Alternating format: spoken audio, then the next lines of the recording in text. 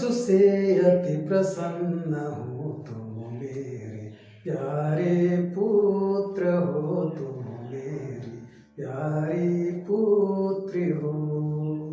ख्रीष्ट में मसीह माता पिता एवं भाइयों बहनों, आज माता कलीसिया प्रभु यीशु ख्रीष्ट की बपतिस्मा का पर्व मना रही है। अतः यह दिन हम सबों के लिए एक अद्भुत दिन है, क्योंकि प्रभु यीशु ख्रीष्ट ईश्वर का बेटा होते हुए भी यूहन्ना बपतिस्ता के पास बपतिस्मा ग्रहण करने के लिए जाते हैं। किंतु यूहन्ना बपतिस्ता यीशु ख्रीष्ट को जान गए कि वे तो स्वयं ईश्वर के बेटे हैं, इसलिए बपतिस्मा देने के लिए इनकार कर देते हैं और यही कहते हैं, मुझको तो आपसे बपतिस्मा लेने की जरूरत थी, लेकिन आप मेरे पास आते हैं। लेकिन याद रखें, यूहन्ना बपतिस्ता ने अपने अयोग्यता को, अपने विनम्रता को स्वीकार करते हुए यही कहा, जो मेरे बाद आने वाले हैं वे मुझसे अधिक शक्तिशाली हैं, मैं तो झुक करके उनके जूते के भीतर खोलने योग्य भी नहीं हूँ। मैं तो तुम्हें जल से बपतिस्मा देता हूँ, जो मेरे बाद आने वाले हैं वे तुम्हें पवित्र आत्मा से बपतिस्मा देंगे। और इस तरह से धर्म विधि को पूरा करते हुए यीशु ख्रीस्त ने पश्चाताप और पाप क्षमा का बपतिस्मा तो ग्रहण कर लिया, लेकिन याद रखें, यीशु ख्रीस्त तो पाप रहित थे, निष्कलंक थे, निर्दोष थे, लेकिन उन्होंने दूसरों की पाप की क्षमा के लिए बपतिस्मा ग्रहण किया। ठीक उसी प्रकार यीशु ख्रीस्त कलवारी राह की पीड़ा को, क्रूस मरण को इसलिए स्वीकार किए ताकि दूसरों को मुक्ति मिल सके, दूसरों को पापों से छुटकारा मिल सके, और यह ईश्वर की इच्छा थी। और इसलिए जब यूहन्ना बपतिस्ता ने बपतिस्मा देने के लिए इनकार किया तो यीशु ख्रीस्त ने यही कहा, ऐसा ही होने दीजिए, क्योंकि यह मेरी इच्छा नहीं, मेरे पिता ईश्वर की इच्छा है। और तुरंत यरदन नदी में जाकर के यूहन्ना बपतिस्ता से वे बपतिस्मा ग्रहण करते हैं। और जब बपतिस्मा ग्रहण कर ही रहे थे और पानी से बाहर निकले, उसी क्षण स्वर्ग खुल गया और उन्होंने ईश्वर की आत्मा को कपोत के रूप में ऊपर से नीचे उतरते हुए और ऊपर उठते हुए देखा, और स्वर्ग से यह वाणी सुनाई पड़ी, यह मेरे प्रिय पुत्र है, मैं इस पर अत्यंत प्रसन्न हूँ।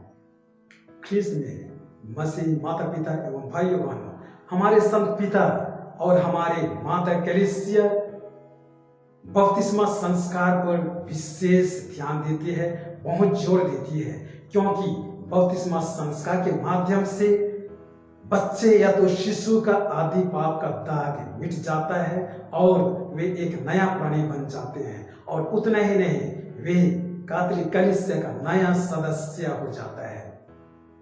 और यह संस्कार एक नामकरण का संस्कार है, और इसलिए जब ख्रीस्त जन्म लेता है तो चर्च में बपतिस्मा प्राप्त करने के लिए लाया जाता है, ताकि बाइबल का नाम को, संतों का नाम को दे करके कलीसिया के साथ जोड़ दें। जिस तरह से सिखों को देखते हैं, मुसलमानों को देखते हैं, उनका अपना नाम का पहचान है, और उसी प्रकार जब आदिवासी समाज में हम देखते हैं, संथाल परगना में आप जाइएगा, वहाँ नीमदा मंडी की प्रथा है। नीमदा मंडी क्यों रखा जाता है?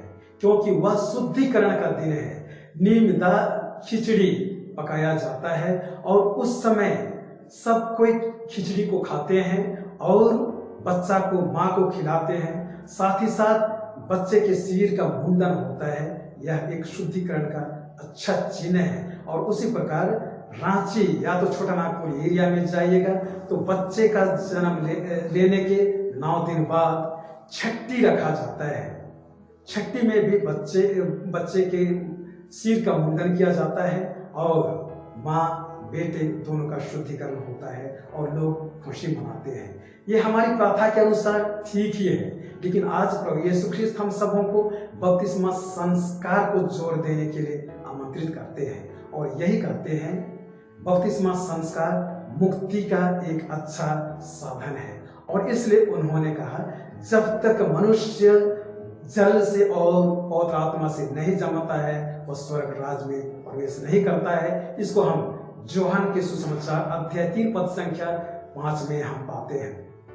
और मरकुस के सुसमाचार अध्याय 16 पद संख्या 16 में यही देखा गया है, जहां यीशु ख्रिस्त ने अपने शिष्यों से कहा है, संसार के कोने कोने में जाकर सुसमाचार का प्रचार करो। जो लोग विश्वास करते हुए बपतिस्मा ग्रहण करेंगे उनको मुक्ति मिलेगी, और जो विश्वास नहीं करेंगे उसको दंड की आज्ञा मिलेगी। कहने का मतलब यही है माता पिता एवं भाइयों बहनों, आज मानव जाति पूरे ब्रह्मांड पाप की ओर जा रहा है, पाप की ओर गिर रहा है, और इसलिए ईश्वर की चिंता है कि हम कैसे मानव जाति को बचाएं। और इसलिए आज के पहले पाठ में नबी ईसाया के माध्यम से हिदायत देते हुए कह रहे हैं, पापी आप अपने कुकर्म को, अपने कुमार्ग को छोड़ करके लौट आओ। दुष्ट तुम अपने कुसोच विचार को त्याग दो, कान दो और मेरे पास आओ और मेरे बातों पर ध्यान दो, ताकि आपकी आत्मा को जीवन प्राप्त होगी। याद रखें, कोई धन दौलत, कोई धन संपत्ति आपको जीवन नहीं दे सकता है, आपकी भूख प्यास को मिटा नहीं सकता है। और इसलिए हम सबों को स्वयं यीशु ख्रिस्त के समर्पित करना है, यीशु ख्रिस्त के पास आना है, वही हम सबों की भूख प्यास को मिटाएंगे, आध्यात्मिक भूख प्यास को बुझाएंगे। माता पिता एवं भाइयों बहनों, आज के दूसरे पाठ में हम यही पाते हैं, जहां कहा गया है, ईश्वर की आज्ञाओं का पालन करते हुए एक दूसरे को प्यार करो। यही ख्रिस्त जीवन का एक अच्छे पहचान है। और कहा भी गया है, प्रेम एक ऐसी चीज है जो इंसान को कभी बुझने नहीं देता है। प्रेम एक ऐसी चीज है जो इंसान को कभी बुझने, कहीं मुरझाने नहीं देता है। और नफरत एक ऐसी चीज है जो इंसान को खोखले बना देता है।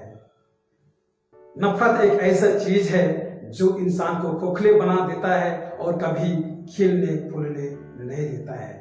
इसलिए आइए मनन चिंतन करते हुए हम ईश्वर से यही प्रार्थना करें, ताकि हम प्रेम में जीवन जिए, सेवा में जीवन जिए, क्षमा में जीवन जिए, और एक दूसरे के प्रति सहानुभूति दिखाते हुए हम जीवन में आगे बढ़ते जाएं। अपने जीवन में आने वाले मुसीबतों को, कमजोरियों को, बुरी सोच विचार को, नफरत को, बदले की भावना को, भोग विलास को हम त्यागें, ताकि हम ईश्वर के बेटे बेटियां बन सकेंगे। आमीन।